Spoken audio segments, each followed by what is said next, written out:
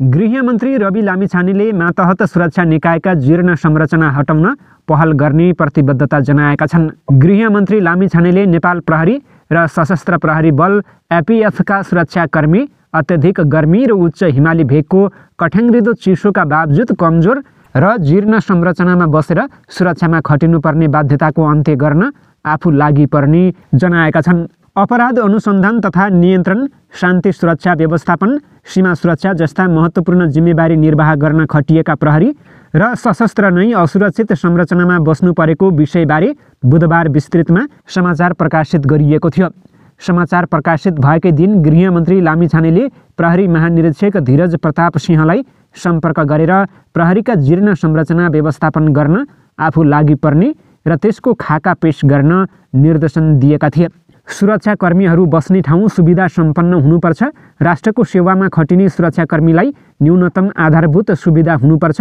मनोबल उच्च राख्न पनि सुरक्षाकर्मीका वासस्थान व्यवस्थित हुनुपर्छ। महानिरीक्षक सिंहलाई दिएको निर्देशन उल्लेख गर्दै उनका प्रेस संयोजक नवराज पाण्डेले भने, त्यसका लागि चाहिने स्रोत साधन व्यवस्थापनमा पहल गर्छु। कहाँ कस्ता संरचना छन् भन्ने बारेमा विस्तृतमा विवरण पेश गर्नुहोला। त्यसका 3 दिनपछि शनिबार गृहमन्त्री लामिछानेले सशस्त्र प्रहरी बल मुख्यालयको निरीक्षण गरेका छन्। त्यस क्रममा पनि लामिछानेले सशस्त्रका कमजोर संरचना विस्थापित गर्न आफू लागि पर्ने प्रतिबद्धता जनाएका हुन्। करिब 37,000 जनशक्ति कार्यरत सशस्त्रले भारत र चीनतर्फ सीमा सुरक्षाका लागि 228 बोर्डर आउटपोस्ट बीओपी मार्फत सुरक्षा प्रदान गर्दै आएको छ।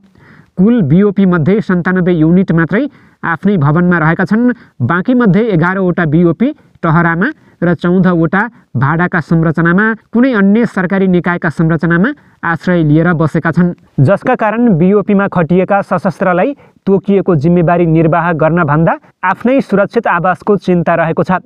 यसैगरी करिब 80,000 जनशक्ति रहेको नेपाल प्रहरीका देशभर 2660 युनिट मध्ये 863 युनिटको आफ्नै कार्यालय भवन छैन। तीमध्ये 342 युनिट भाडाको भवनमा र 521 युनिट अन्य निकायका भवनमा आश्रय लिएर बसेका छन्। 879 युनिटमा त शौचालय नै छैन। हरेक वर्ष विनियोजित पुँजीगत बजेटले सबै जीर्ण संरचना हटाउन नसकिएको दुवै निकायले जनाएका छन्। यो पृष्ठभूमिमा नेपाल प्रहरी र सशस्त्र प्रहरी गर्मीमा 40 डिग्री भन्दा बढीको अत्यधिक तातो र पुस र माघको -20 डिग्रीसम्मको चिसोमा बसेर सुरक्षार्थ खटिरहेका छन्। शनिबार सशस्त्र प्रहरी मुख्यालय निरीक्षणपछि आयोजित कार्यक्रममा गृहमन्त्री लामिछानेले सुरक्षाकर्मीका जीर्ण संरचना विस्थापित गरेर न्यूनतम आधारभूत आवश्यकता पूरा हुने गरी स्रोत साधन व्यवस्थापन गर्न लागि पर्ने प्रतिबद्धता व्यक्त गरेका छन्। तराईको चर्को गर्मीदेखि हिमालको ओलाङचुङ गोला र छाङ्ग्रुको कठ्याङ्ग्रिदो चिसोसँगै तैनाथ भएका अधिकृत तथा जवानहरूको बसाइका लागि भौतिक पूर्वाधार कमजोर हालतमा रहेको उनले बताएका छन्। त्यसको बाध्यतालाई अन्त्य गरेर व्यवस्थित वासस्थान निर्माणमा आफू लागि पर्ने उनले बताएका छन्। कठिन चुनौतीका अनवरत जिम्मेवारी निर्वाह गर्नु देशप्रतिको सेवा र राष्ट्रभक्ति रहेको उनको भनाइ रहेको छ।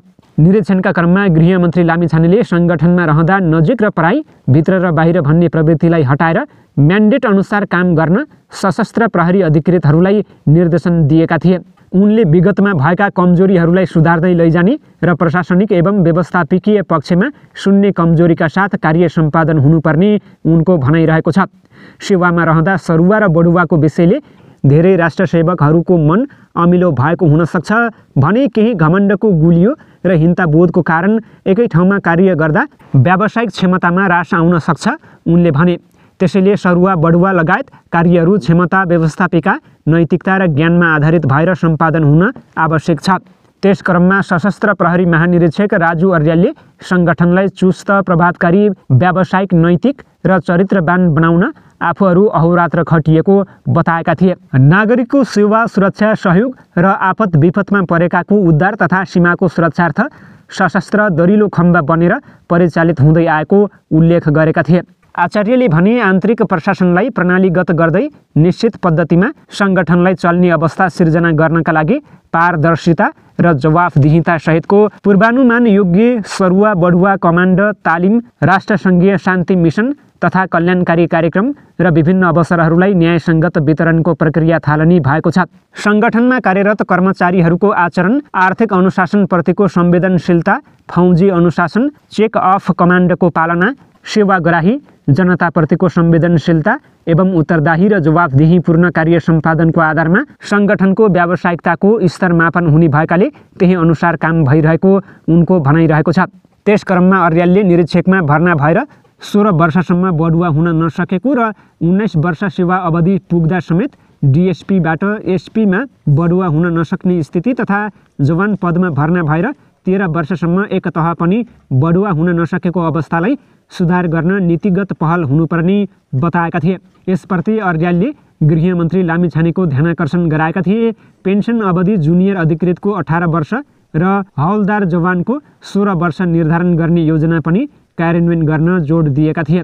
गृहमन्त्री भएपछि पहिलो पटक सशस्त्र मुख्यालय निरीक्षण गरेका लामिछानेले केन्द्रीय आदेश कक्ष, अनुगमन सेल, केन्द्रीय सङ्ग्रहालय, विपद व्यवस्थापनमा प्रयोग गरिएका उपकरण तथा गोताखोरको बारेमा जानकारी लिएका थिए।